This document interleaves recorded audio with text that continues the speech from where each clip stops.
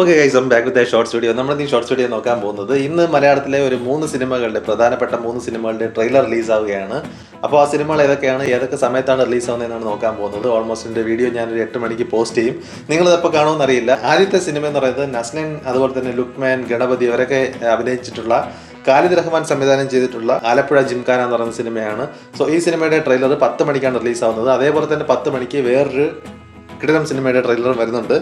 നമ്മുടെ സ്വന്തം ലാലേട്ടൻ്റെ തുടരുമെന്ന് പറയുന്ന സിനിമ തരുൺ മൂർത്തി സംവിധാനം ചെയ്തിട്ട് മോഹൻലാലിനൊപ്പം ശോഭന കുറേ വർഷങ്ങൾക്ക് ശേഷം അഭിനയിക്കുന്ന തുടരുമെന്ന് പറയുന്ന സിനിമയുടെ ട്രെയിലറും 10 മണിക്കാണ് റിലീസാവുന്നത്. നാളെ എമ്പുരാൻ എന്ന് പറയുന്ന ഒരു മഹാസംഭവം റിലീസാവാൻ പോവുകയാണ്. അപ്പോൾ അതിന് മുന്നോടിയായിട്ടുള്ള ദിവസം തുടരുമെന്ന് പറയുന്ന സിനിമയുടെ ട്രെയിലർ 10 മണിക്ക്, ആലപ്പുഴ ജിംഖാന അതുപോലെ തന്നെ തുടരും, 2 സിനിമയുടെയും ട്രെയിലർ രാവിലെ 10 മണിക്കാണ് റിലീസാവുന്നത്. വൈകിട്ട് 8 മണിക്ക് വേറൊരു വലിയൊരു സംഭവം. പ്രേക്ഷകർ ആകാംക്ഷയോടെ കാത്തിരിക്കുന്ന സിനിമകളാണ് 3. ഇതിനകത്ത് ഞാൻ പേഴ്സണലി വെയിറ്റ് ചെയ്യുന്ന സിനിമ ബസൂക്ക, മമ്മൂട്ടിയുടെ ബസൂക്ക. ഈ സിനിമ സംവിധാനം ചെയ്തിരിക്കുന്നത് ഡീനോ ഡെന്നിസ് ആണ്. ഈ സിനിമയിൽ മമ്മൂട്ടിയോടൊപ്പം ഗൗതം വാസുദേവ മേനോൻ അഭിനയിച്ചിട്ടുണ്ട്.